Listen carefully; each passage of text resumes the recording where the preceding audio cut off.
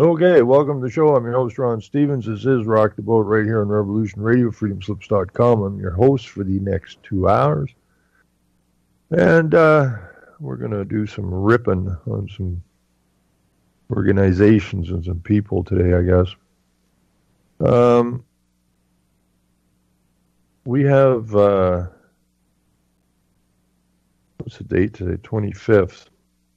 Yeah, woke up this morning. It was like 8 below, felt like 18 below or something, end of March. That just proves once again that we're screwed by global warming. Biggest scam this side of anywhere.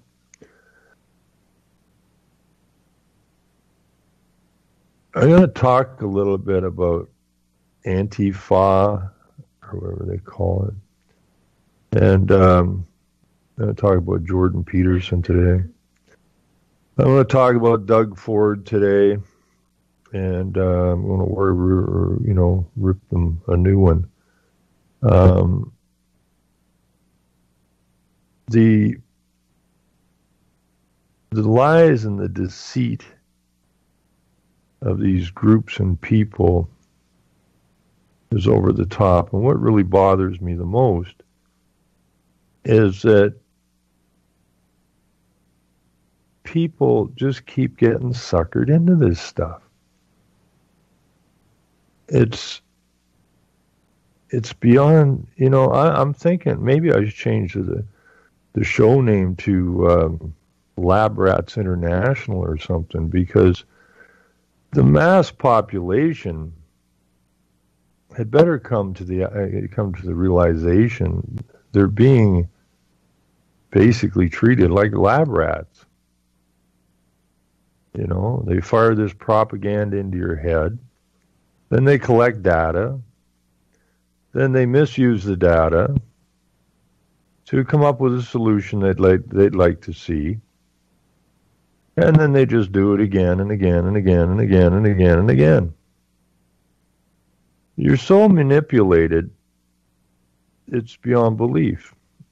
And people just are having a hard time wrapping their heads around the idea that they're being manipulated.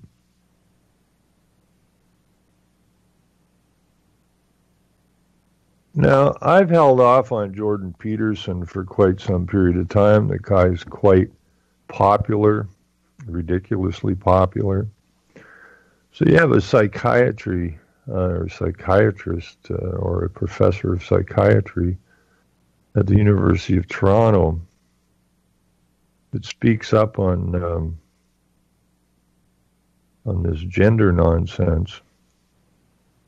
And all of a sudden, this guy is everywhere.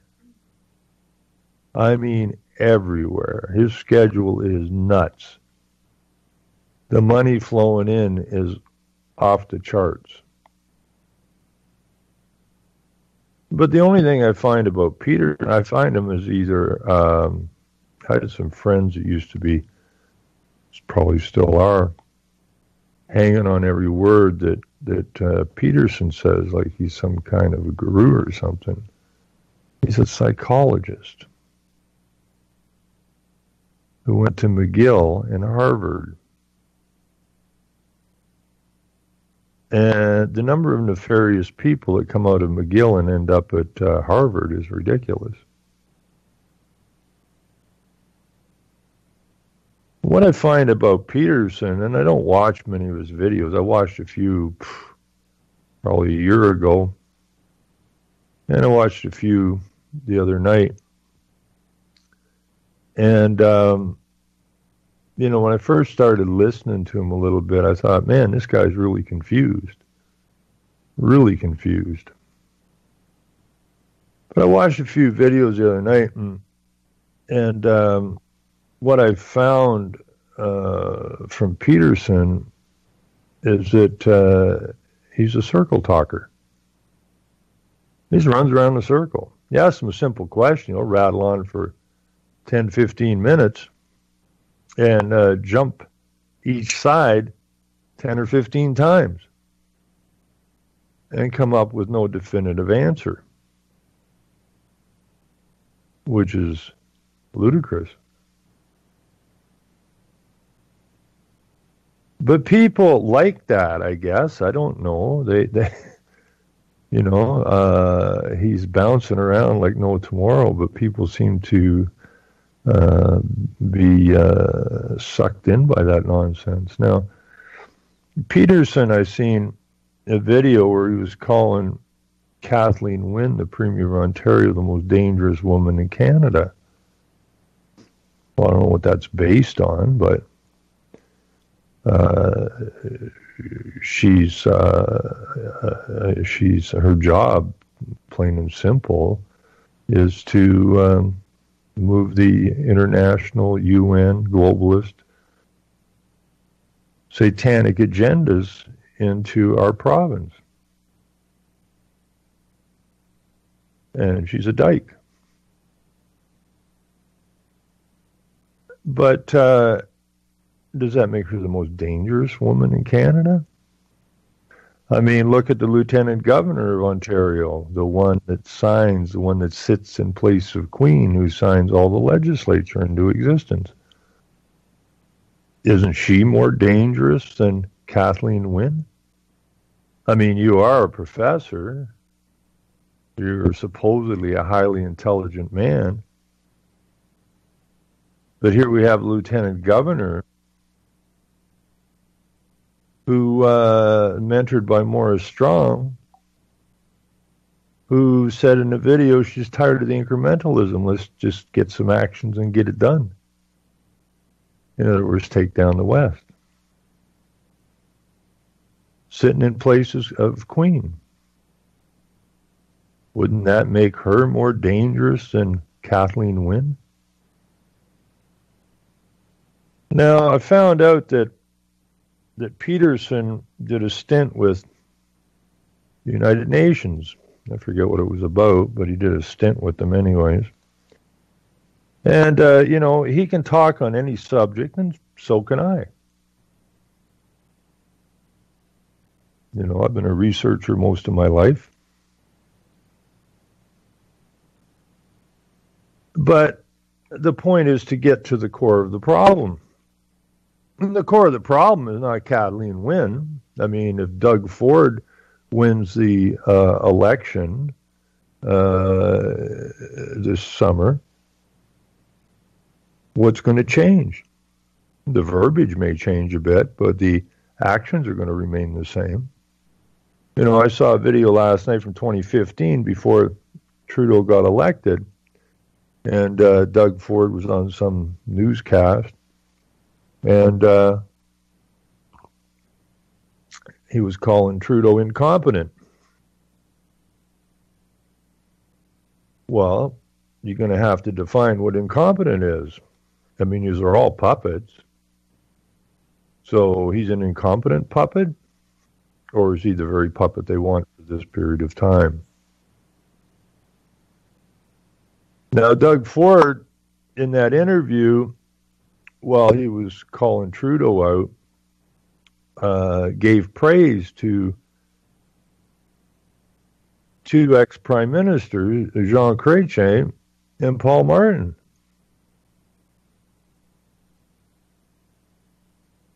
Which is absolutely ludicrous, which just shows you who Doug Ford actually is.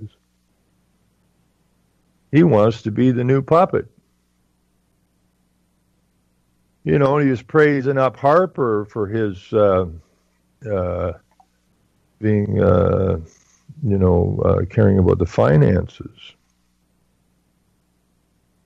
Does Doug not know that Harper stood at the G20 media scrum, never released to the public, stating specifically that this meeting, the G20 in 2010, was a loss of national sovereignty? He missed that? Does Doug Ford not know that Paul Martin was one of the guys that set up the G20 with some international bankers, which is really just a private company? Does Doug Ford not know that?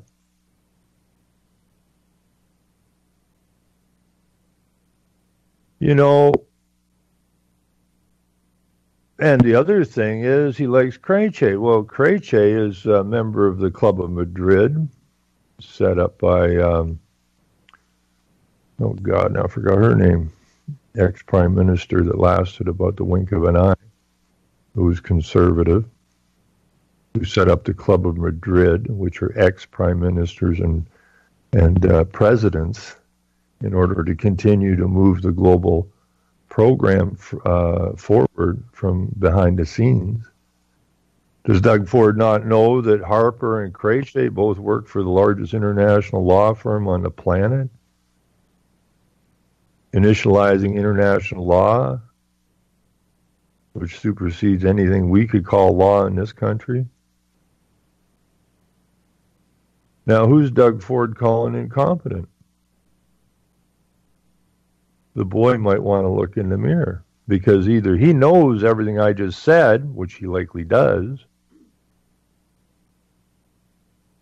and he ain't telling the public. You never hear any of these politicians come out and just slam dunk the United Nations. None of them. Which means they've all sold their souls. They're all liars. They're all deceivers. But you're all so angry at the present premier, and rightfully so. But you're just so giddy now to get rid of her, to put in the new guy, which is the same as the old guy. And then you expect things to get better. I think that has something to do with the meaning of insanity. Keep doing the same thing over and over and over again, looking for a different outcome. It's really quite pathetic. Terribly pathetic. I'm going to just do a quick run by. I'm sure most of you have heard of Jordan Peterson by now.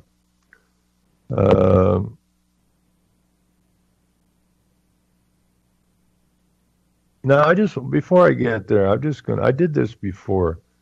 Now, this is called the Mosaic Institute. It's basically an international institute. But this is the Mosaic Institute here in Canada. The head guy is a Jew, Bernie Farber, or was the head guy.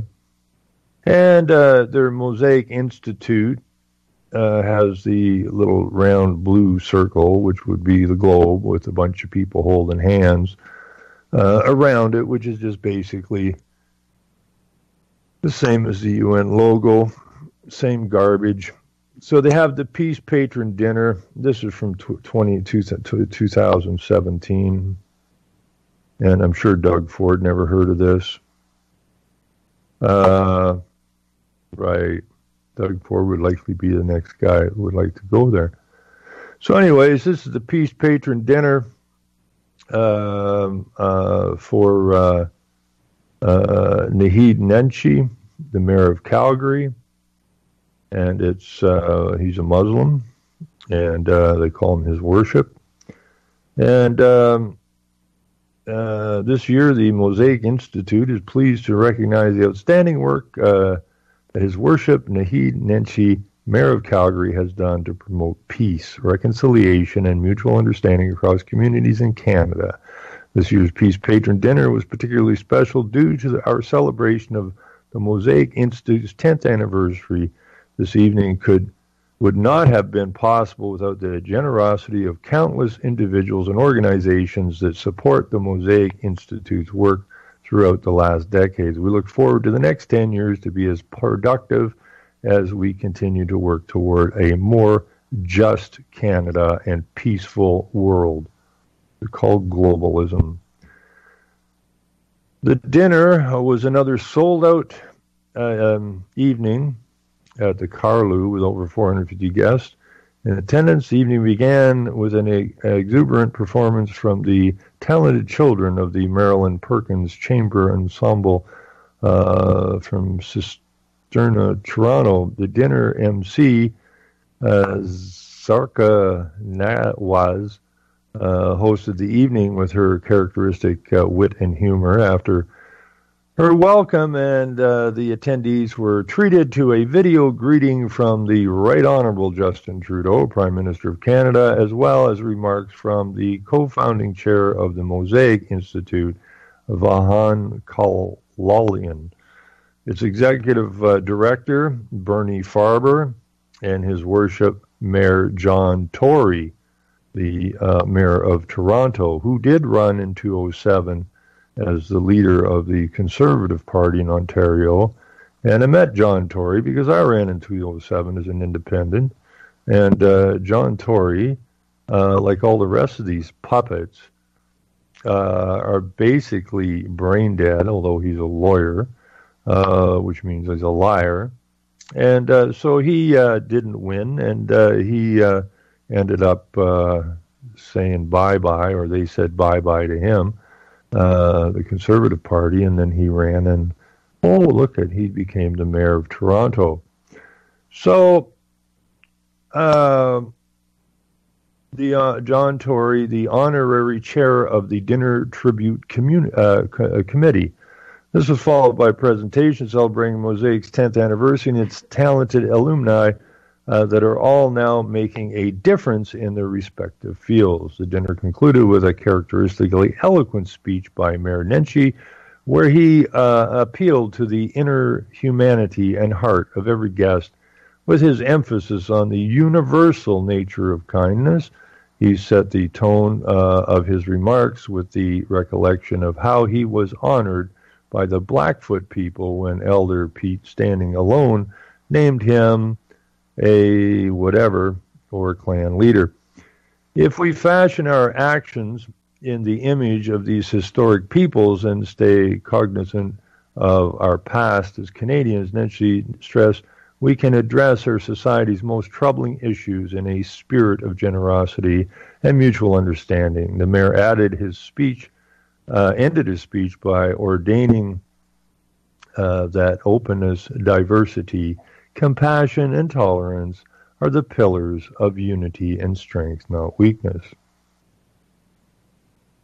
So the Peace Patron Dinner enables the Mosaic Institute to raise significant funds to support the work we undertake. The generosity of our sponsors enables us to continue to work to encourage the respectful dialogue and engagement of difference as the solution to many of the issues and conflicts that divide us. Conduct research that is thoughtful and rigorous, and act as a national platform through which the voices and perspectives of young, globally minded Canadians can be heard. Now, having said that, I guess later on in the show we'll go and talk a little bit about lowering the voting age to 16, where the hell that idea came from, and the purpose of it.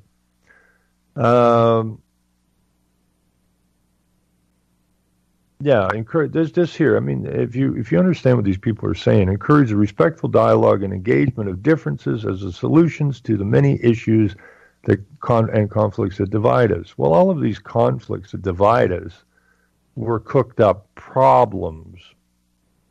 Create a problem or a need, then create the solution for the problem you created, and then create a reaction to get people to accept the solution to a problem that didn't bloody well exist until they created it. It's called divide and conquer. So anyways, we're deeply grateful for the invaluable support that we have received that has made this event such an incredible success. And you can click here for the evening's photo book. We thank the following for standing with us: His Worship, the Muslim Mayor of Calgary, the Honorable Muslim Attorney General of Ontario, Renu Mandahane, Chief Commissioner of the Ontario Human Rights Commission, which is straight out of the UN. I mean, all of the rights commissions came from the United Nations. Also, His Worship Mayor John, I'm a great little puppet, Tory, Mayor of Toronto. Her Worship Mayor Bonnie Crombie, I'm an airhead puppet who will do whatever I'm told to move the globalist agenda into the Toronto area. Her Worship Mayor Linda Jaffe of Brampton, which we call Bramladesh here in Canada now, or at least in Ontario. Her Worship Mayor President and Vice Chancellor Mohammed, whatever, from Ryerson University. And I think Mohammed, if I'm not mistaken, is a white European name, I think. Is it not Mohammed? Mohammed, yeah, that would be white European, right? Jesus, don't I sound like a racist? Not. I'm a realist. And we have President and Vice Chancellor Mamdouh Sakari of York University, incoming President and Vice Chancellor Rahunda Linton of York University. These are all good European names. So the Dinner Tribute Committee members, we got Mayor John Tory, we have Dave Arnott, Chief of Human Rights, Saskatchewan, Mayor Charlie Clark, Saskatchewan, Mayor Bonnie Crombie, Mississauga, Mayor Dennis Caudry, Montreal, Senator Art Eggleton. Now, that's an interesting name. Art Eggleton is also predominantly featured at the UNPA, which is the United Nations Parliamentary Assembly, and this group of people, including Eggleton and Elizabeth May, Justin Trudeau, and a gutload of senators, a gutload of president and past MPs, a bunch of university professors, and other folks who feature prominently in pushing the propaganda down your throat. So these are the people that are hanging out with Netchi, giving him a big dinner because he's moving the program. Now, Netchi's also a world mayor. If you want to look up world mayors, you'll see how ridiculous that is. Now, we have Bonnie Crombie, who's the mayor of Mississauga. Now, Hazel McKellion, who was the mayor of Mississauga for like ever, from the early 70s, I think, on, or somewhere in the 70s onward, was a runner-up world mayor. And I remember seeing a video of hers when she's talking to her councilman as, don't use the word high density, right? Because people will catch on to what we're up to, which is pushing the UN globalist agendas. Use the term infill, right? Okay, so this isn't going on, like, it didn't start with the new millennials. Okay, it started way, way, way, way long before that. So who else we got here? Let's see. We have the Right Honorable Paul Martin, PC, who Doug Ford seems to appreciate. The Honorable David Peterson, Mayor Gregory Robertson of Vancouver, who is a total globalist. Well, all of these people are globalists. And Mayor Jim Watson of Ottawa, where the federal parliament buildings are located. And it goes on, and there's a bunch of stuff in here. So we have some supporters here who are, let's see,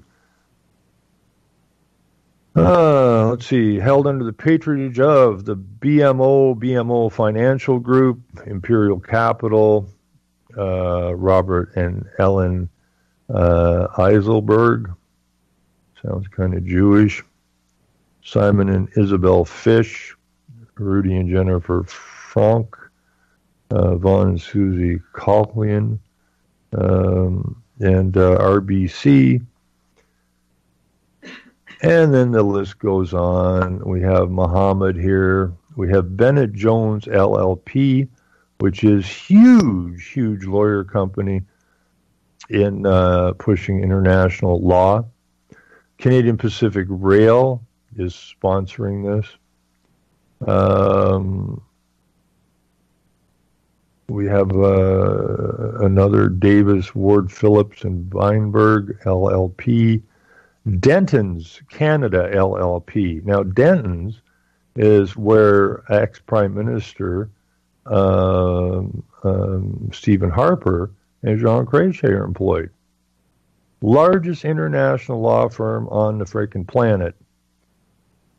Sitting in the back rooms trying to tie all this nonsense and all this chaos together so that a very small number of multinational global corporations control every aspect of your lives. Just as Rockefeller said, something has to take the place of government, and business seems to be the obvious entity to do it. And that's exactly what's going on. Everything that you think you built and own is being sold out from underneath of your sorry asses to the international globalist corporations. So Blake and Belinda Goldring, that sounds kind of Jewish. Richard and Dana Ivey, that sounds kind of Jewish. I don't know all these Jewish names, but this is a Jewish problem. It's not just a Jewish problem. It's a problem that basically started way back when the lawyers and the money changers, which were the Jews, got a hold of the king or the kings and financed their wars and that, and then they owed. And that's where we moved from law to legal. It's exactly where we moved from law to legal, which makes your kings tyrants, which makes your legislatures tyrannical, because nothing's changed. It's just moved on from where they suckered the kings and the queens. Martin Goldberg, that sounds a little Jewish. We have the Right Honorable Paul Martin invested money into this thing.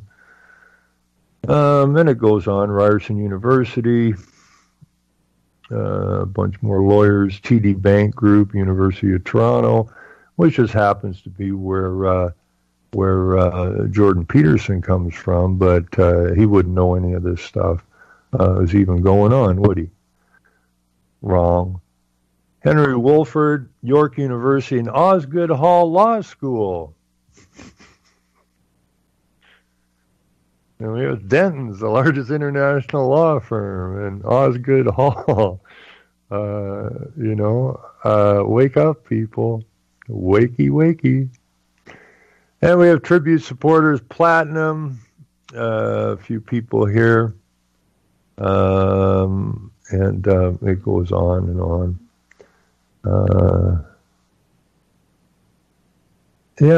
So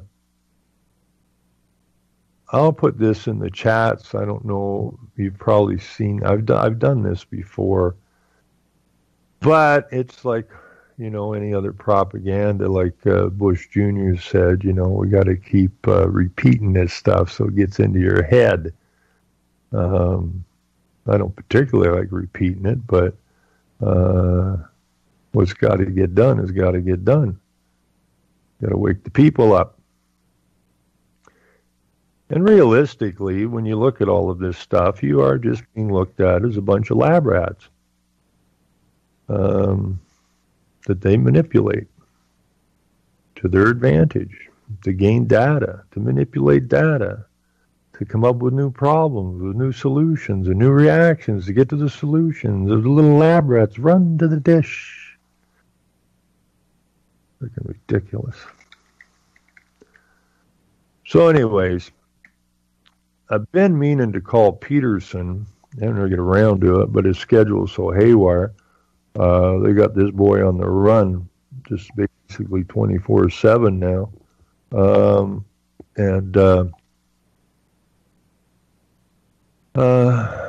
Either he's completely stupid, which I don't believe he is, because he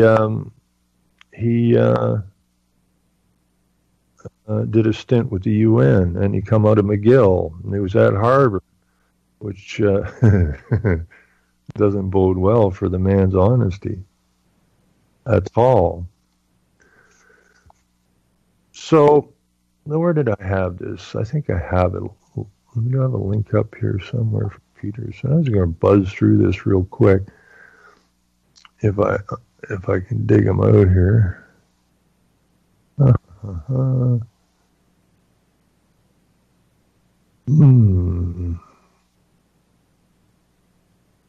Well, we'll just look them up, huh?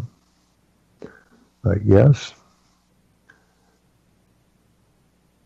I mean, this guy can run around in a circle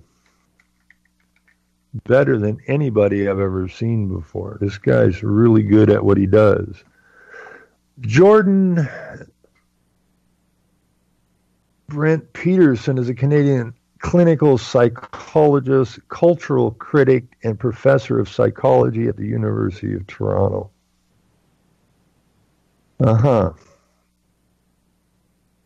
And he's either completely nuts, which I don't believe he is, or he's just another player.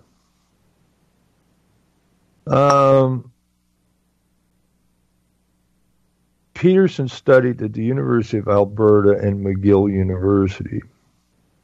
I ain't going to do that today, but if you look up McGill University and you look for, famous alumni of McGill, you're going to find some pretty nefarious names. McGill, way back when, if you study the history, was doing some pretty strange, a lot of psychology, eugenics, a lot of pretty nefarious stuff they were doing at McGill way back when.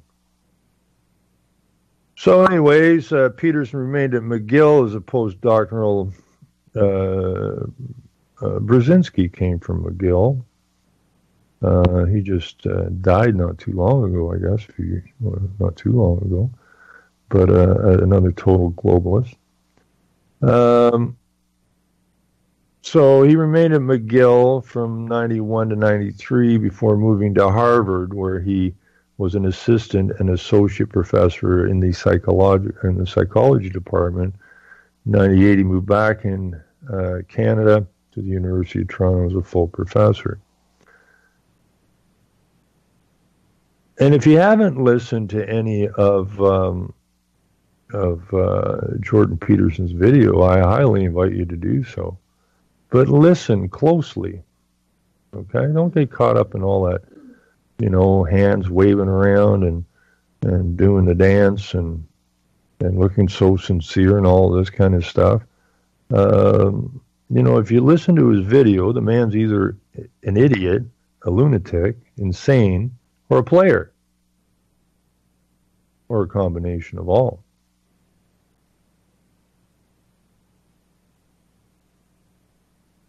Now, what I find interesting here, now, one of his teachers, who the librarian he used to go get books from, was Notley's, or Notley, however you want to pronounce it, Premier of Alberta's mother. She had him reading some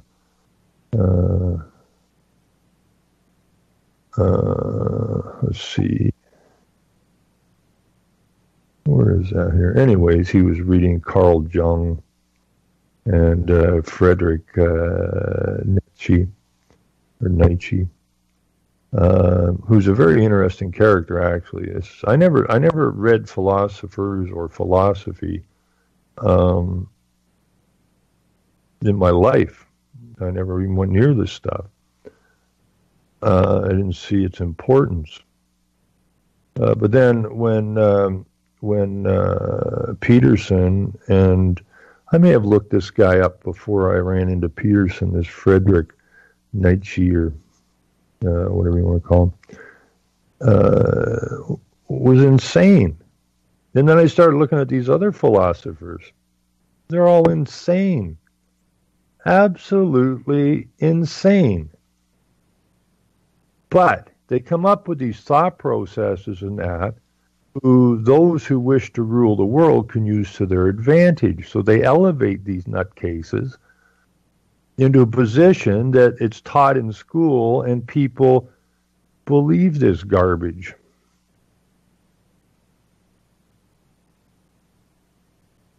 You know, I find this whole like psychology.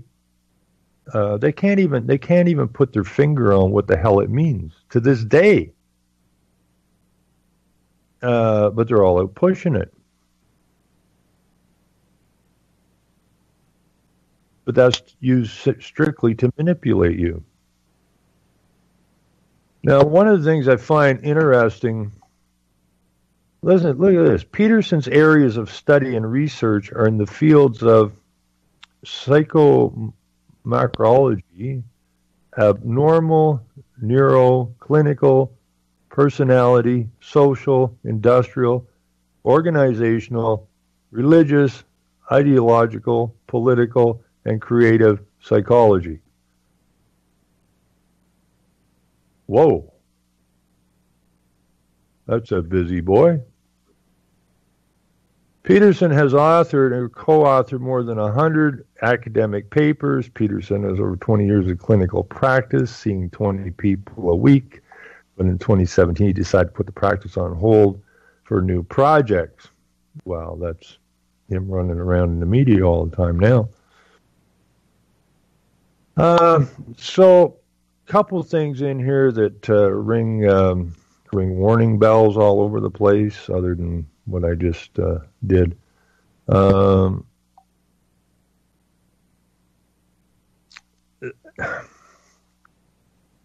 According to Peterson, his main goal was to examine why both individuals and groups participate in social conflict, explore the reasoning and motivation individuals take to support their belief system. And Peterson has changed his belief system, well, numerous times now. He can't seem to nail it down. He's jumping from one place to another all the time. Ideological identification that eventually results in killing and pathological atrocities like the Gulag, Auschwitz concentration camp, and the Rwandan genocide. He considers that an analysis of the world's religious ideas might allow us to describe our essential morality and eventually develop a universal system of morality. Right? One world religion. So, if you wonder why Peterson ain't throwing darts at the United Nations, there's a pretty specific reason right there. So, he does YouTube channel, and it's quite popular.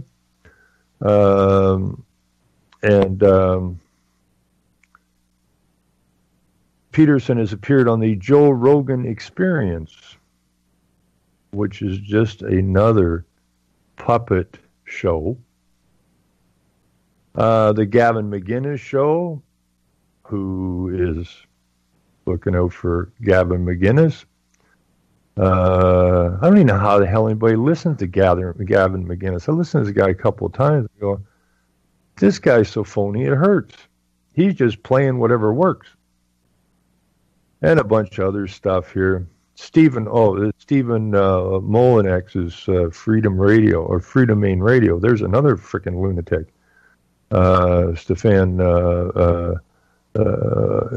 These people are all full of shit. All of them.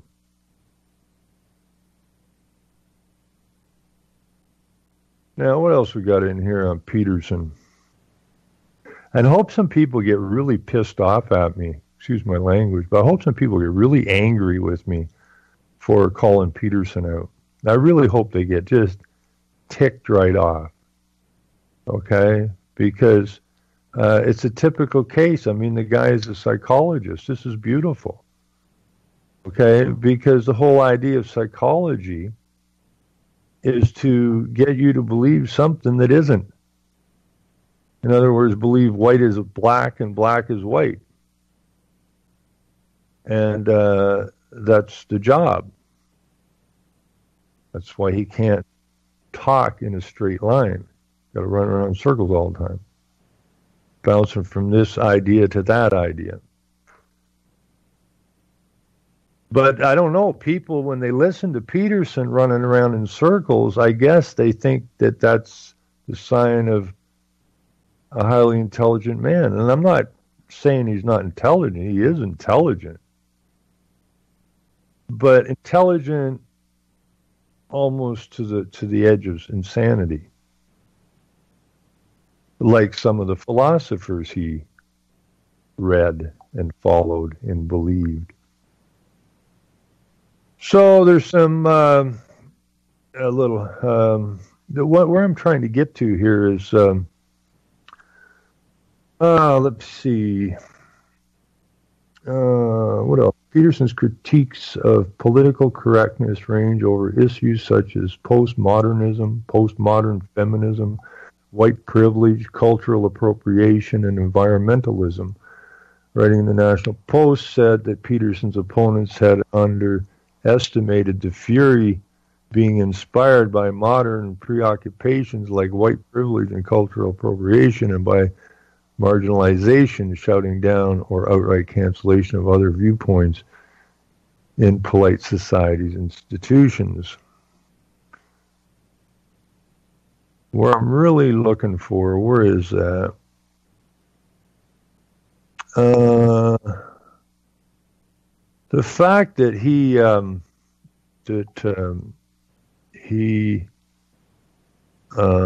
is good friends with the people at TVO, which is TVO Ontario. Steve Paikin, who apparently he's done a lot of time on Steve Paikin's show. Now, I had a conversation with Steve Paikin, which is the host of TVO's Agenda, which is the agenda of the globalists, is all it is. It's a Jewish show, really, and they think they hold it at the Munk Center, and if you study the Peter Munk and the boys, you'll see what I'm talking about. And so when I had a conversation with Steve Paikin some years ago on Twitter, the conclusion of our conversation was, I said to Steve, I said, you seem somewhat like someone who's partial to the untruth, not the truth. And he actually wrote me back and he said, yes, actually I am partial to the untruth. Because these are propaganda, all lies, all the time, manipulation, false problems, false solutions, false reactions, just to keep the rats running around. And then they just figure out what we got away with from the rats that time and how will we move the rats somewhere else the next time. And that's all there is to it. So I guess what I'm going to have to do is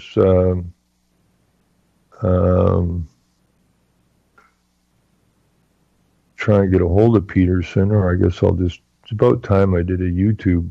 I haven't done a YouTube for a long time. It's about time I do a YouTube.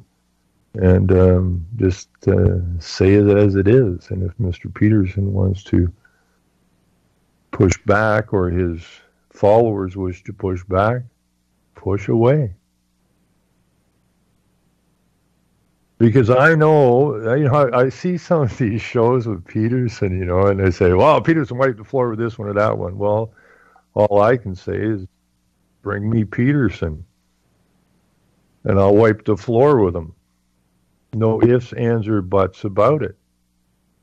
It's the same as I almost had David Suzuki. and he backed out at the last minute. I almost had Elizabeth May, and she said she would debate me. And she backed out. And I had one lady up here who was running for the Green Party next town up from me in the provincial election. And she was personally trained by Al Gore to run around and talk about global warming and show the Inconvenient Truth movie in all the local theaters. Was supposed to debate me. And in the end backed out. So I would think Peterson would be more fun than the other ones because the other ones are really dense. But Peterson, I think, is, it would be a hell of a good sparring match, I believe. It would be fun. I would enjoy the hell out of it. And I think Peterson might too.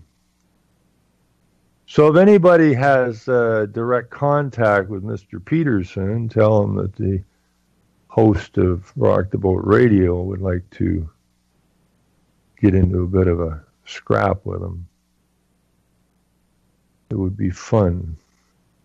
So here we have, in November 22, 2017, the teaching assistant at Wilfrid Laurier University was censored by her professors, and WL's manager of gendered violence prevention and support for showing a segment of the agenda which featured Peterson debating Bill C-16 during a climate firm discussion. The reasons given for the censure included the clip creating a toxic climate and being itself in violation of Bill C-16.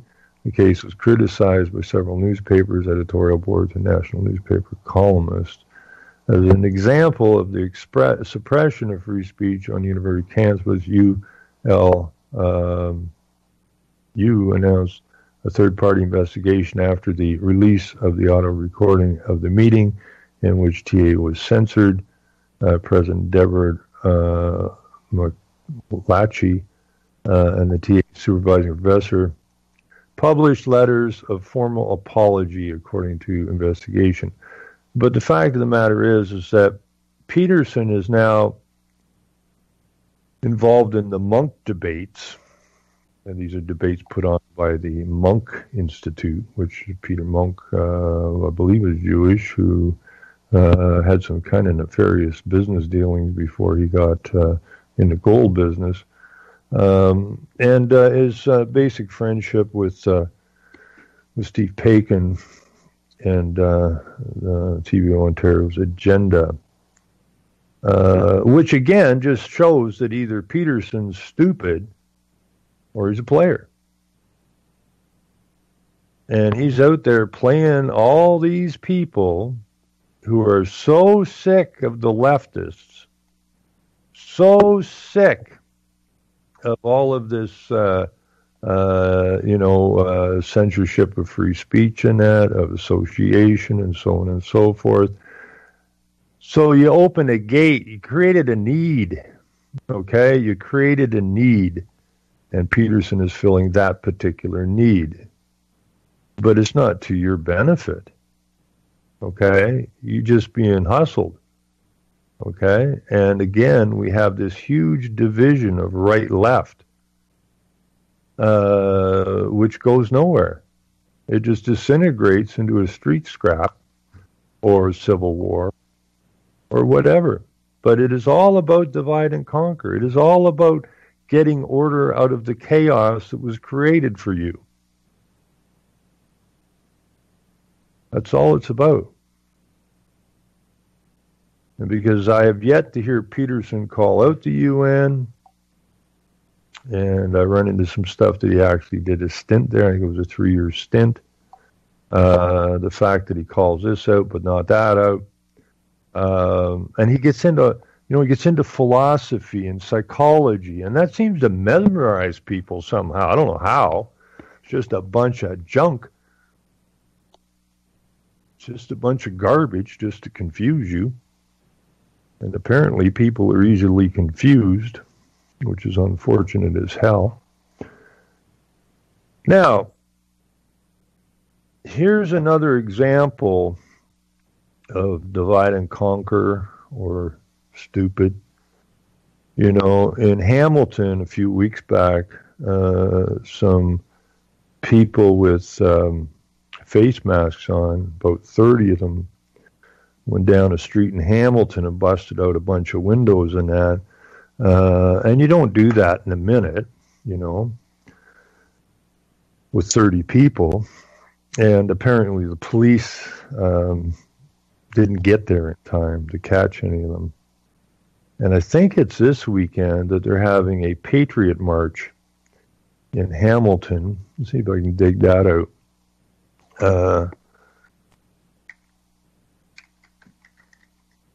I think it's this weekend. And Hamilton police will be highly visible during the Patriot Walk on Locke Street. And Locke is street bracing for weekend protest, counter-protest, Hamilton.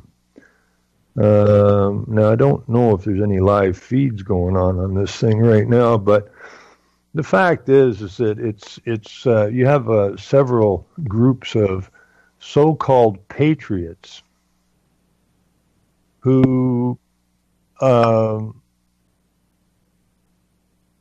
then you get this thing. Hamilton City Council votes to explore how to curb hate groups. In the past year, such groups, including Sons of Odin, have stirred up controversy by protesting at Hamilton City Hall and patrolling local parks. Anti-fascist protesters are gearing up to oppose the Patriot March advertised online, apparently planned by far-right groups on Locke Street on March the 25th, which is today. So again, if you can dig me out a live feed or something, please do so. Would be interesting. Anyways, this is 3 days ago from the Communist Broadcasting Corporation, the news network that you all taxpayers pay for. So Hamilton police say it will be highly visible during an anticipated Sunday of protests and counter-protests on Locke Street. Online posts have indicated that there will be a Patriot Walk on Locke Street Sunday by right-wing groups, and that protest will be matched by counter-project by anti-fascist groups in the city. The walk comes just a few weeks after Locke Street was the scene of a vandalism by a group of masked anarchists. Well, geez, that sounds like Antifa, doesn't it? These are the guys running around with the kerchiefs or the masks on their face, and they are anarchists. They say they are, and so why don't the police go and talk to these people? Because they're part of the game. The Patriot Walk is being billed as in support of Locke Street neighborhood. They're trying to use this as an opportunity to rally people up for their white nationalist agenda, said Ed Bethune, a member of the Hamilton Against Fascism group. Shop owners and residents have been critical of the police response, but police say they're planning ahead for Sunday. Why weren't the police there when the windows were taken out? Because it's all part of the frickin' plan. Period. The police are up to their eyeballs in this garbage. And you're paying them. Duh. We're encouraging demonstrators to be considerate towards our community and respect the laws, said a statement issued by Hamilton Police. There will be zero tolerance approach to any unlawful or criminal activity. Due to the outpour of mixed emotions on social media about the Locke Street vandalism, the Hamiltonians Against Fascism, the HAF, have indicated they are planning a counter-rally against the apparent match organized by far-right groups. They say the groups promoting the Patriot Walk are a front for far-right groups that have an ultra-nationalist agenda. Well, I'm a nationalist. Always was a nationalist, always will be a nationalist. Nothing can change my mind from that. I was born here. My forefathers built this place. I'm a nationalist. And if I'm a nationalist and you don't like it, then what does that make you? an internationalist. Okay, so this whole leftist Antifa nonsense is anti-nationalism. And what is the goal of the United Nations and the globalists? The end of nation states, internationalism, international law, international everything controlled by the international corporations. Okay, as Rockefeller again said, I've been accused of being an internationalist. If that's the charge, I stand accused and I'm proud of it. Okay, these are the people who are trying to take down your freaking nation. Now, these so-called nationalist groups, okay, I don't trust them neither. Not in the least. But it looks like we're going to break here pretty quick. There doesn't seem to be, I'm not hearing any in or out music today, so I don't know exactly what time we kicked this at, 58 or 56.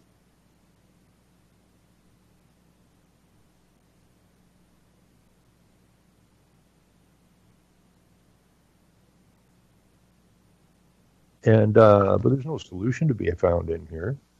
Okay, these ultra-right so-called patriot groups, if they were patriot groups, if they were nationalists, they wouldn't be doing what they're doing. Okay, and as we've seen through history, both sides are normally funded by the same people. Or as Rockefeller said to Morris Strong when he was going to run in the Pierre Trudeau government, Rockefeller, what are you doing? We already control both sides. You have a lot more influence from the outside than the inside because we control both sides. And this is another classic case of two controlled sides to divide, conquer, and create chaos. So, wakey, wakey, folks.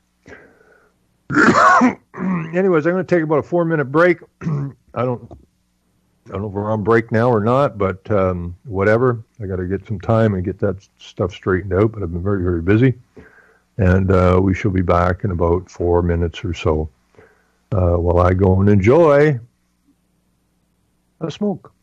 So this is Rock the Boat, Revolution Radio, freedomslips.com, also being broadcast over UCY.tv, and we shall be back in about 4 minutes. And I'm going to invite some people to, if they want to talk about any of the things I've talked about in the first hour, you can call in, and or if we're hooked to Skype, get a hold of me there. Okay, but right now I'm going for a smoke.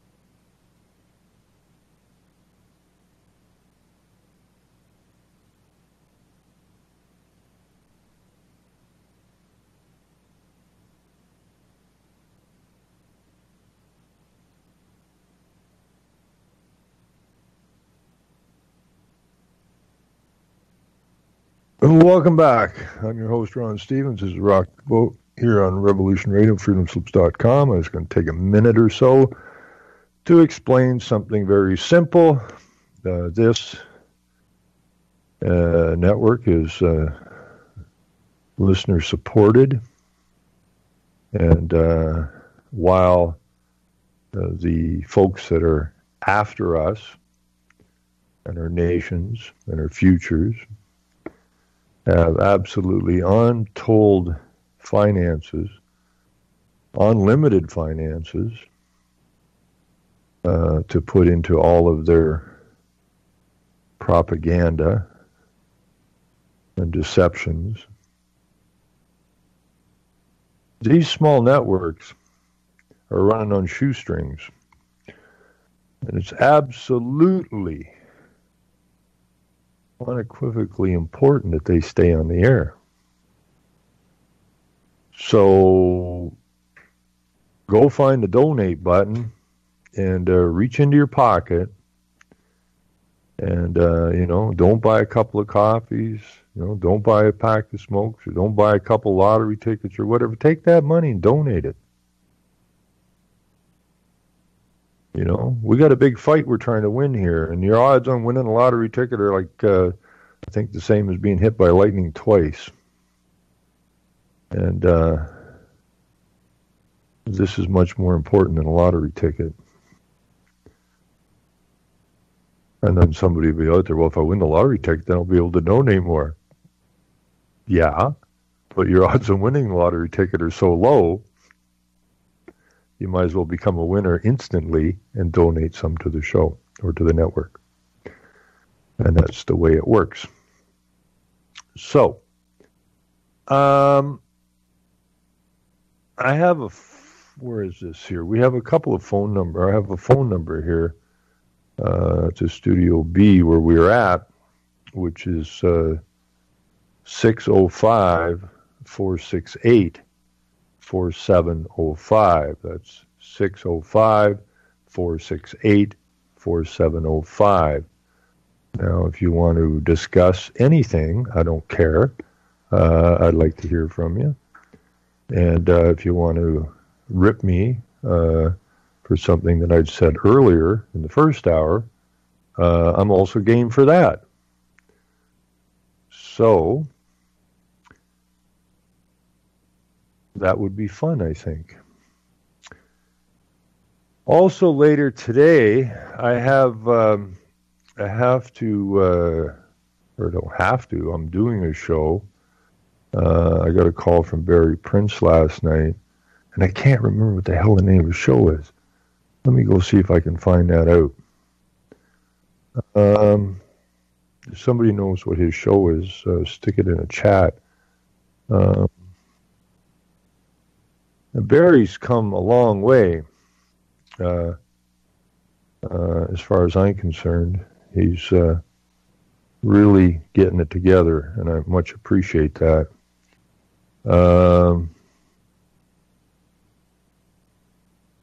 But I can't remember what the hell the name of the show is.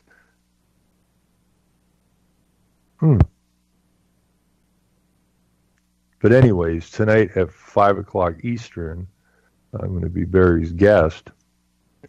Let me look it up this way. Let's see.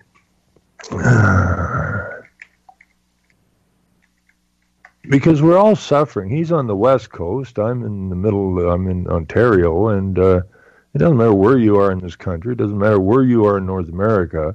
The same garbage is coming at you. Here we go. Barry Prince Radio. Let's see what we dig out here. There it is. I think this is what it's called. The Big Puzzle with host Barry Prince. So look up The Big Puzzle.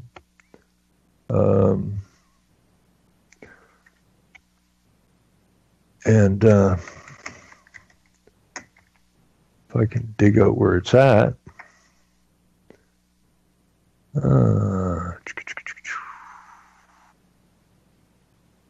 Oh, okay, it's on Shake and Wake. Oh, here we are. It's on Shake and Wake Radio. If this will come up, I'll stick this in the chats. This is the Shake and Wake Radio Network, where truth is all that matters, and truth will make you free. And that's exactly correct. We need as much truth out there as we can possibly get. We got to somehow convince the people to question everything. Here's how propaganda actually works, because Paul Watson, I think it was, co-founder of Greenpeace, said it so well.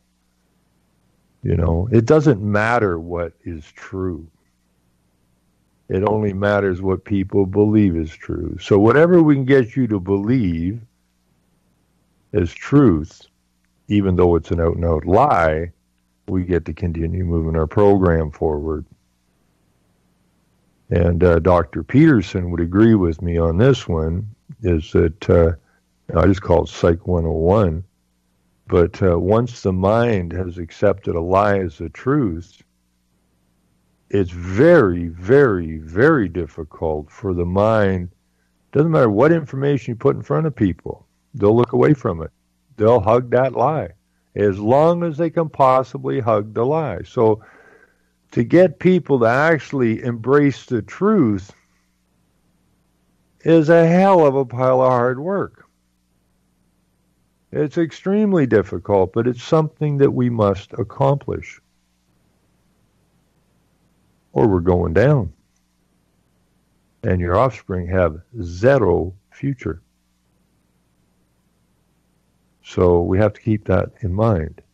So anyways, I'm gonna throw in the link to Barry's show, which is, I'm going to do an hour with him at 5 o'clock Eastern time today.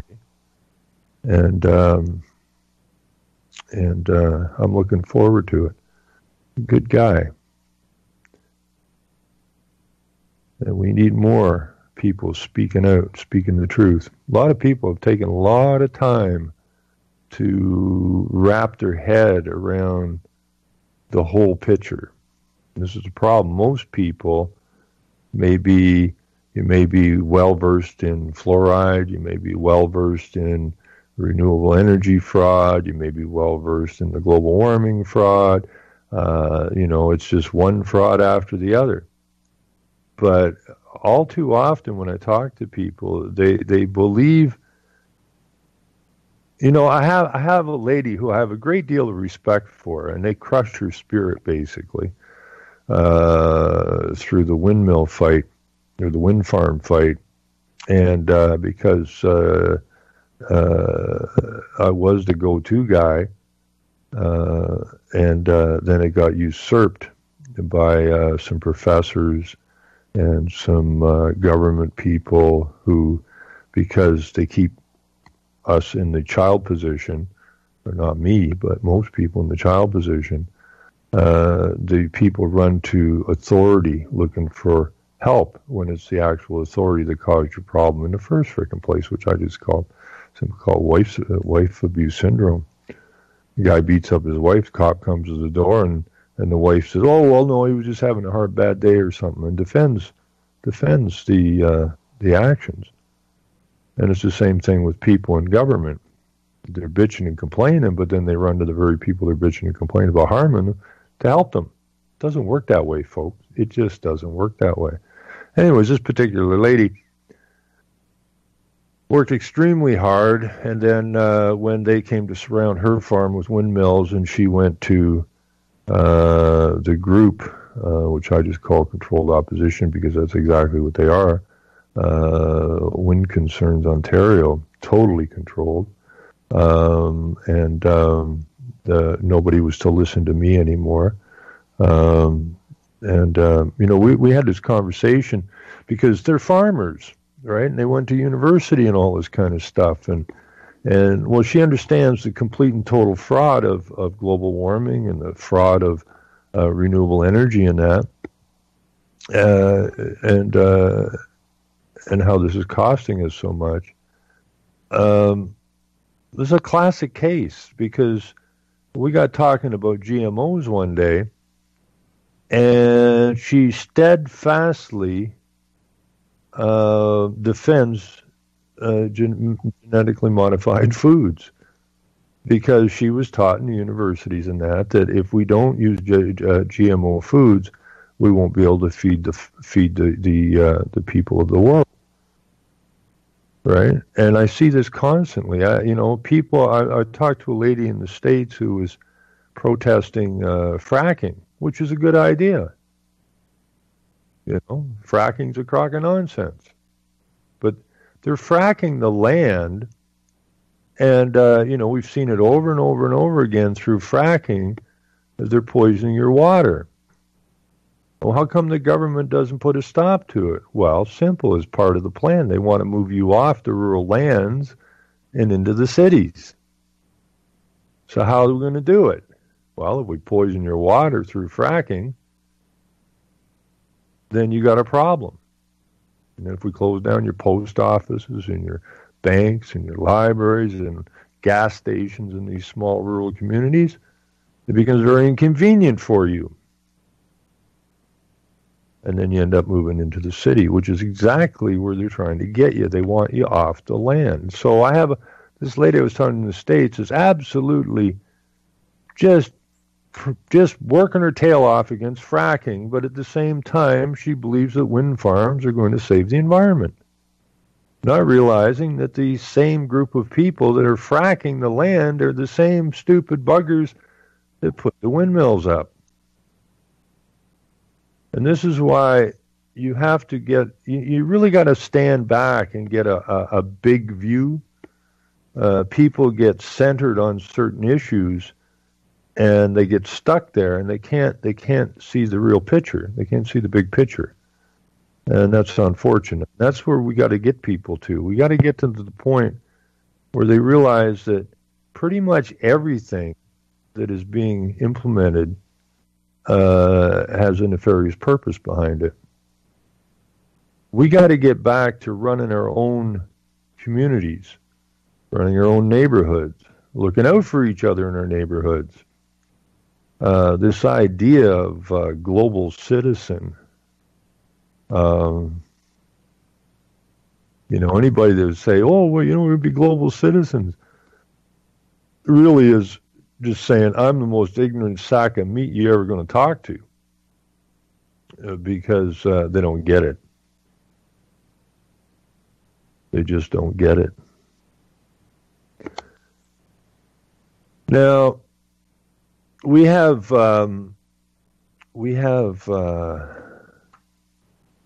this thing going on about reducing the voting age to 16. Now, why would you want to do that? Now, I was up at the high school one time when I was called up there a few years ago, and they wanted me to do some filming of a politician up there, and while I was waiting, talking to some 17-year-old guys, and then after that, some 17-year-old girls, and chronologically 17, mentally 10, maybe 12. I mean, these people are completely stunned and stupid. And this is what they've done to the youth. You know, they keep you all in the child position. You know, back when my dad was a young man, they were considered men at 13, 14 years old. You're a man. And now we have them in their 30s, and they're still children. And it's getting worse. But the reason they want to drop the voting age is because they want to push the programs through. Now, they've taken an entire generation of children, or Brzezinski said it would take 2.5, 3 generations to completely mind screw you so that they could do whatever they want with you. And that's basically where we are today. So they want to drop the voting age down to 16 because these 16-year-olds are brain dead, have no clue about anything except the propaganda that was shoved down their throats. So if you can get them voting on a global scale, which is the whole plan, on global issues, of which they've been manipulated into believing are actual issues, then they are the ones that are going to bring our nations down. Now, why have we got so many drug problems? Well, because we want to mess up the people. We want mental health problems, so we can push the mental health program forward.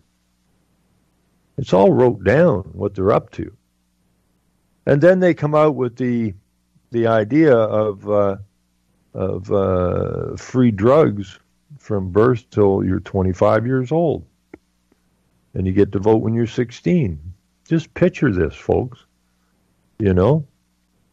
Just picture that. Not good. Not good at all. And we have to stand up to it. You know, if you have children in school, you better get your act together, because you got a duty to that kid to find out what it's being taught, and then you need to challenge it. If you don't challenge it, you know, that's that damn thing again. Silence is consent. And how are they going to get their world government? Warburg said it perfectly, by conquest or by consent. And they are getting the West to consent through silence. And that's one of the reasons they throw out these patriot marches countered by the Antifa or whatever else so-called leftist group, so that the average man or woman just sinks into themselves even more. It's about putting fear in people. Now you're looking to the police to solve the problem, or the politicians to solve the problem. Not realizing that both of them are up to their eyeballs in this game. Why don't the police do something about this? Well, they're going to go after these so-called right-wingers, what do they call those guys? The white supremacists, the Nazis, the nationalists. The police go after them, but they're not going to bother the left because the agenda is left. And you have to have two parties. You know? Now if the Patriot March goes down the street handing out flyers, hopefully that have some meaning to them or some educational purpose to them, and they're allowed to just walk down the street and participate people, then they get to push the nationalist agenda, which is your nation, right? This is your nation. These are your people. Now, that might catch on with some people. Some people might listen to that. So now what we'll do is we'll throw in Antifa or one of these other anti-fascist groups to cause friction. Now, all of a sudden, the people don't want to know anything about either side. And they just slink back into their houses. So both sides are controlled. If there's no Patriot March, then there's no need for Antifa.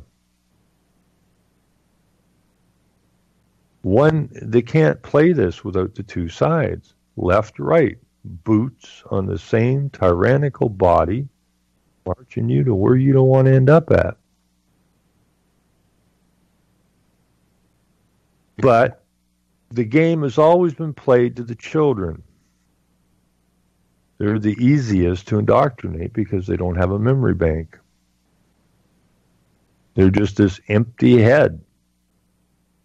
And they're put in the public school system. Actually, they're put in front of the television long before they ever get to the public schools. So they're already pre-programmed to accept what's going to get taught to them in the schools. Oh, I saw that on TV. And then they just continue the propaganda.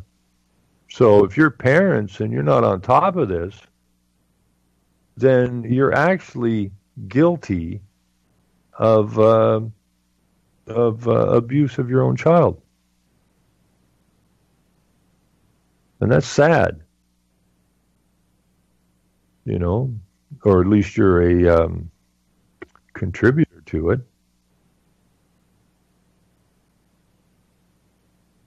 And that's just wrong. So, and I know all the parents are extremely busy trying to get from day 1 to day 2 to day 3. And they really don't have time to get into a scrap with the school board or something, or call up your teacher or the principal and say, what the hell are you teaching my kid? Right? Because, again, you don't want to get in trouble. So you're just going to go ahead with your head stuck in the sand. You don't want to ruffle any feathers. You don't want to get your feathers ruffled. So you'll just let the state have your child. And that's really sad. I mean, that's really, really sad. You know, when you won't stand up for your own offspring, knowing what the hell's going on in the school system. If you don't know what's going on in the school system, you better go take a hard look at it. But if you're just prepared to allow that school to shove whatever it wants into your child's head, and you're not willing to counter it, then you're guilty. You're as guilty as the school, as the curriculum. You're just as guilty. You know, and I've had people tell me, well, you know, if we tell little Johnny or Susie, you know, that this isn't right what they're teaching in the school, and they go to school and they start voicing that opinion, then they're going to get in trouble. Well, we're all in trouble. We've been in trouble for a very, very long time. So you got to get over this idea of being fearful what the neighbors think, or fearful what the establishment thinks. Because as long as we're walking along that rope, we lose. We lose. And this idea of this patriot walks and patriot marches, I can't see myself in one of those things. I can't see myself in a patriot walk any more than I could see myself in an Antifa position. They're both false positions. Okay, but they're both controlled positions. We can do this much easier by talking to people. Sitting down in your own neighborhood with your own neighbors and have a discussion about what the hell is going on here and why. That's how you put strength in people. All this is just theater. What's going on in Hamilton today is just theater. And it's all controlled theater. The counselors know what's going on. The police know what's going on. The provincial government knows what's going on. The federal government knows what's going on. The only ones that don't seem to know what's going on is the people should know what's going on, and that's the general public.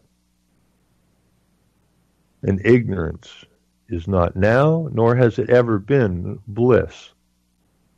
Ignorance is dangerous. And unfortunately, the population, or at least most of the population, is ignorant. And even worse than ignorant, they're fearful. But ignorance leads you to be fearful. Because you don't have anything to balance what's being shot at you. All this propaganda. You have no way to balance it. You have no way to dissect it. You have no way to understand it. And that puts you in a position of fear.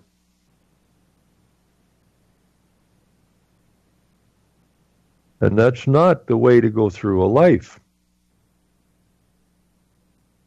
That's just, two things I love. Fear not, and take heed no man deceive you. I mean, what the hell could get easier than that? If you're deceived, you're ignorant. Then you're going to end up fearful. So get your knowledge, you lose the fear.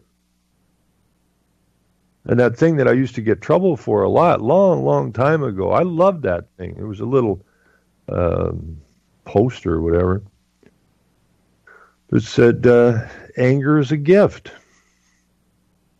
And I put that up and people say, well, anger's not a gift.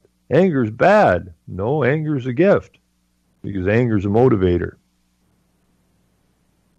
People, they relate somehow anger to violence.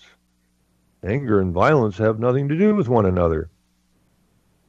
You look at anger as what it truly is, a gift, because it's a motivator to action.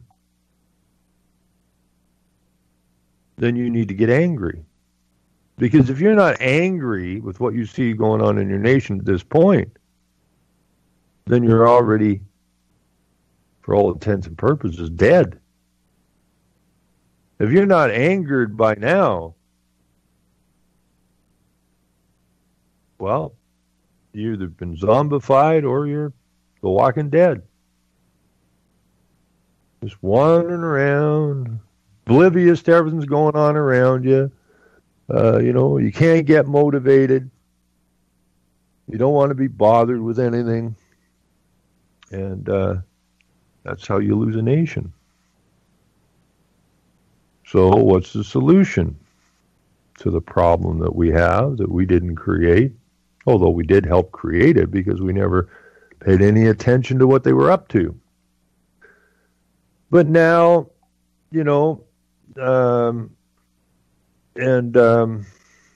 Yeah, well, this is founders, yeah? Okay, most founders were Masons and atheists. Absolutely. They're the power structure, right? And they managed to deceive the people. Is all that happened. Because our forefathers that came over here, those that came over on the Mayflower, for instance, were toting the Geneva Bible. Now, they weren't Masons and they weren't atheists. But they got conned. Just like we've always been conned. They put these people in front of us and they play them up like they're, well-known, highly intelligent, for the people kind of nonsense, and the people fall for it. When in fact they're mostly Masons and atheists, which is totally against the grain of what our forefathers were. But you get suckered. The first settlers that came over here came here long before any constitution showed up. Long before. And they didn't want Jews, Catholics, or lawyers in their communities.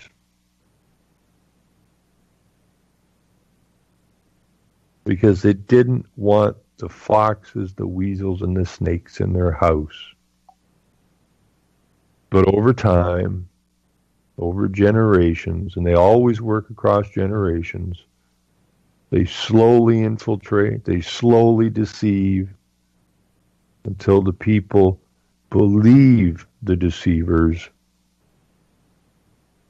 and cheer them on. And it's unfortunate, but that's just the way it goes. But I think we're in a period of time now where the ability to deceive has to diminish from here on in. When I was first starting to do research, it was difficult. It was difficult. I mean, now it takes seconds. If you know what you're looking for, it doesn't take long to dig it out. Because, again, they write everything down. And most of the papers are published. So we don't have any excuse for being deceived any longer. Okay, we have no excuse to be deceived. We can't use it. We can't use it any. We don't have an excuse. We know what the game plan is. We know how they're going about it. We know what the goal line is. It's just a matter now of making a decision. Are we going to get it? Are we going to allow them to cross that goal line? Yes or no? Because if we allow them to cross there, then we're going to have a hell of a hard time getting control of our nations again. And people would be correct if they corrected me on that, saying, well, we haven't had control of our nations in a very long time, which is exactly correct. We're just the little children, the little corporatized children, who will bow down to anybody that has a piece of paper in their hand and says, well, it says here on this piece of paper you can't do this because of this, and if you do that, I'll have to give you a fine.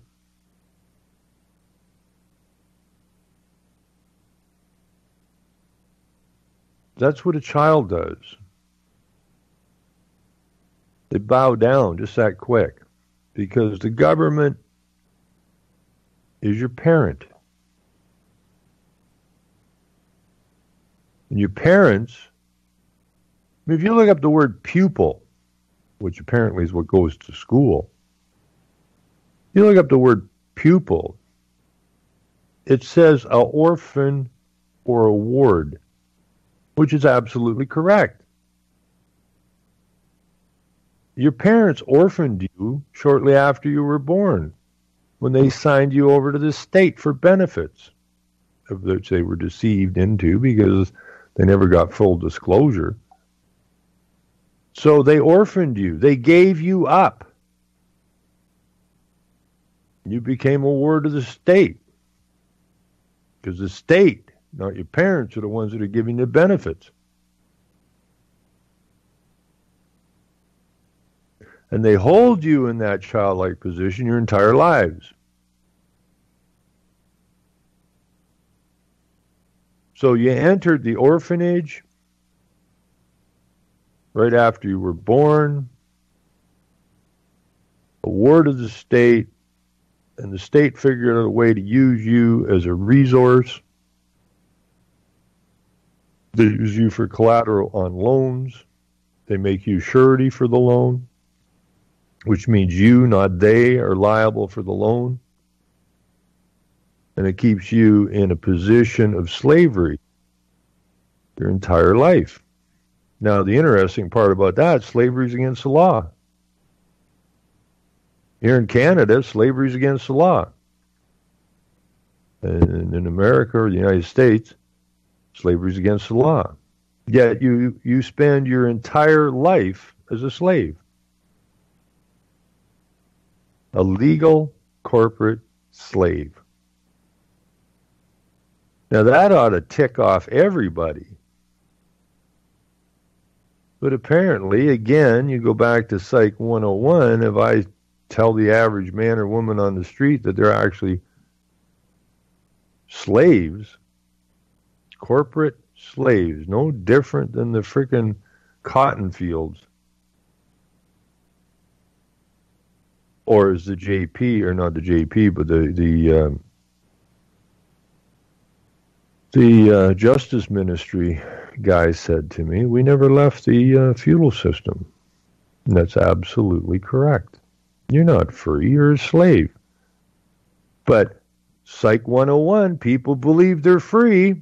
So if you put down all the documentation you want to prove that they're actually slaves, they will argue from now till hell freezes over that they're not slaves, even though they're slaves. And this is a huge problem, okay? We have to turn the propaganda in our favor somehow. And we got to do that pretty damn quick. People have been asleep for a long, long time. You know, an interesting thing about legal, and legal by no stretch of the imagination is law. If you look at legalism and that, it basically looks like it came out of China. And it is basically rule by force. And that's exactly what the legal system is. Because the government is the only one that has the power of force, the legal power of force.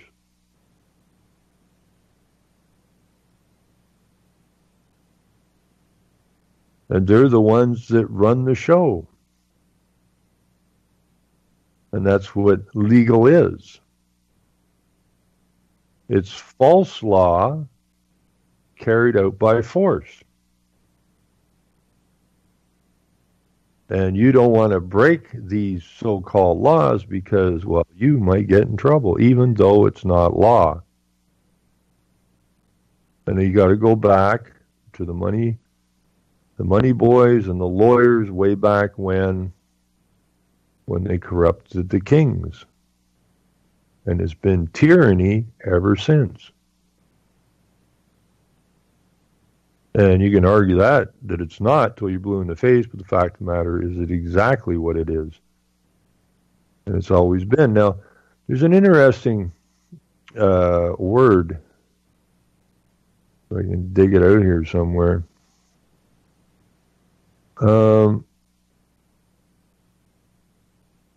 Which is when you I mean I really like three things, well really two that I use, sometimes old dictionary, but mostly I use etymology and the KJV Bible.net, which is the same, it's just a search engine. Put anything in there and you will see what you come up with. And if because law was based on the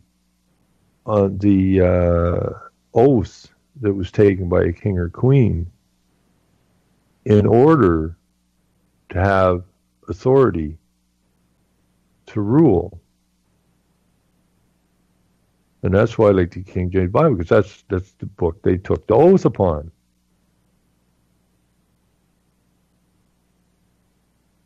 And that's to uphold that law. And if they go away from that law, then they move over to tyranny. Then they don't have any authority to rule, except through what? Force, which is legal, not law. So if you look up legal in etymology, I really like this. I may have mentioned this before, but, the word legal comes from the word loyal. Well, loyal to who? There's a question.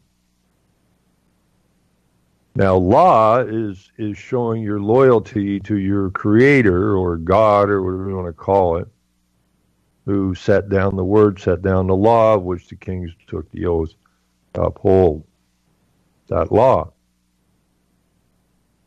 So if you're not loyal to your creator, who the hell are you loyal to? Well, there's only two things. If you look up the word good, you'll find the word God. There's only two things, good and evil.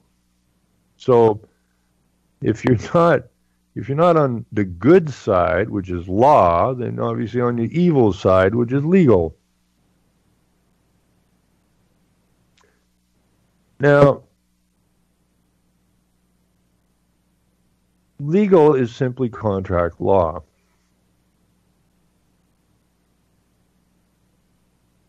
Pertaining to law, an enactment, a precept, a regulation, a principle, a rule, a formal proposition, a motion, a bill, a contract, arrangement, contrivance. That's not going to do with law. This is probably related to gather, to collect, meaning to speak, pick out words. I guess you call that legalese. A collection of rules. But if you go down here, legal, a sense of permitted by law from 1640s. Related, legally. Now this is interesting because legally, according to etymology, legally is not etymologically related to law. Now, if that doesn't say it straight in your face, I don't know what does. Legally is not related to law. The usual French form was leal or loyal. Loyal.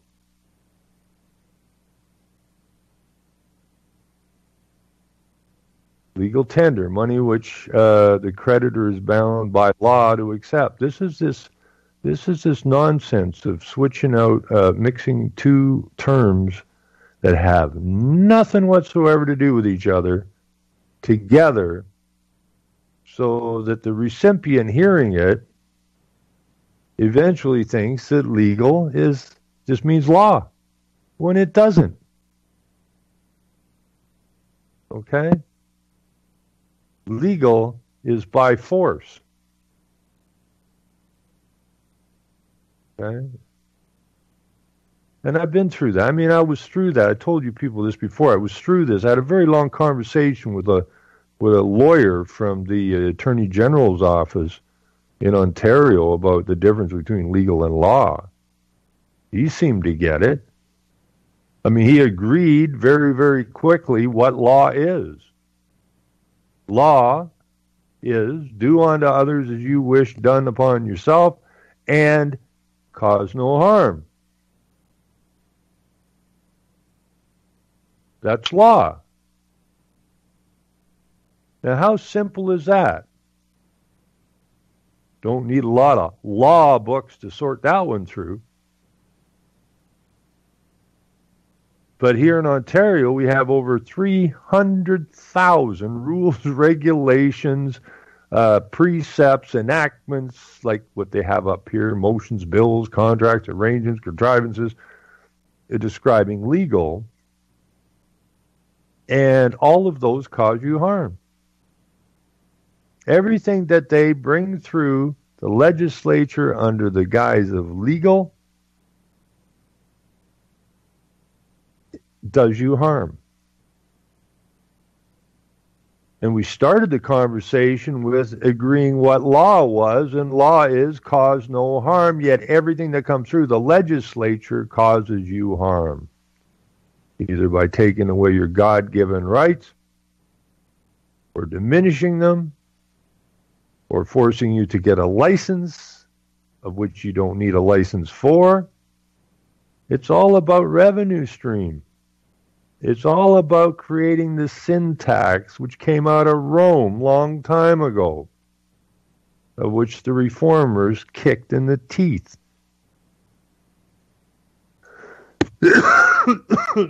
Which those who came across on the Mayflower carrying the Geneva Bible understood the deception. And then eventually, by the time the Founding Fathers got around to it, which Road Dogg's absolutely correct, mostly Masons and atheists. But after a long period of time, in a few generations, the people become easier to deceive because what they're offering is benefits. And it seems anytime someone's offered benefits, their ears perk up. And they get deceived. So legally is not etymologically related to law. That's very important for people to understand. Now, if you want your nation to survive, and you see in a nation of law, okay, there's absolutely no requirement for a right and left thought process. Do no harm and treat your neighbors who wish to be treated. There's no left-right nonsense in there. None.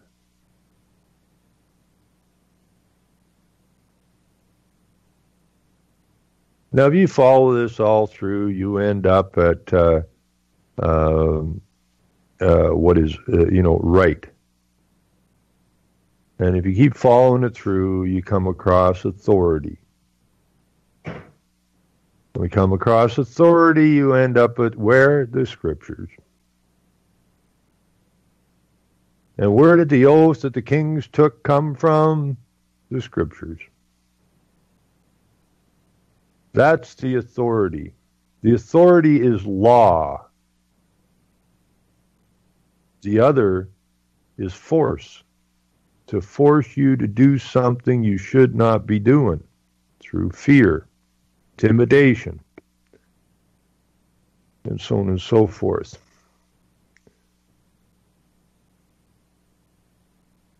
So we have this huge teaching program that has to take place in our nation. And we need to get at it. I mean, if you sat down with a history teacher and you asked him to explain American history or explain Canadian history, he would be so far wrong, it would be ridiculous.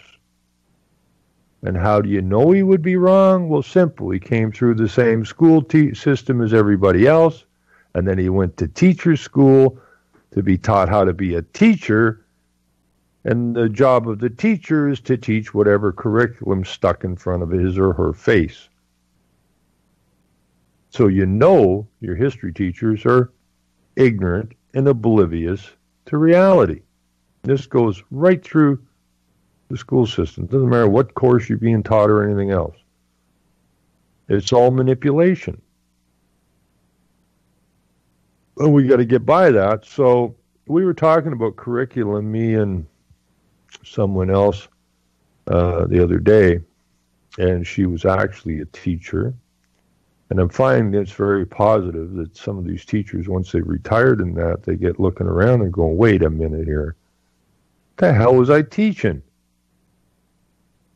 And that usually turns them into pretty hot researchers because they're ticked off that maybe they weren't teaching properly or teaching the truth. And this ex-teacher I was actually talking to had actually drawn up some new curriculum that she had been handing out to other teachers and that to try to clue them in about what was and what wasn't. And this is basically what we have to do. We have to, the school system's not going to teach your children or anybody any correct information. So who's going to teach them? Well, that would be up to the rest of us, which means, do we need the school system? Absolutely not. Why are you working and then paying taxes to a group of people that are mind manipulating your children for a nefarious outcome? Why would you be doing that? Why is anybody doing that? Well, it's just the way it is.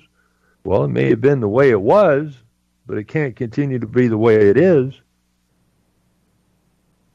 or we're going down. You know, the powers that be want the children indoctrinated so they can use them as a tool/weapon against the society that our forefathers built.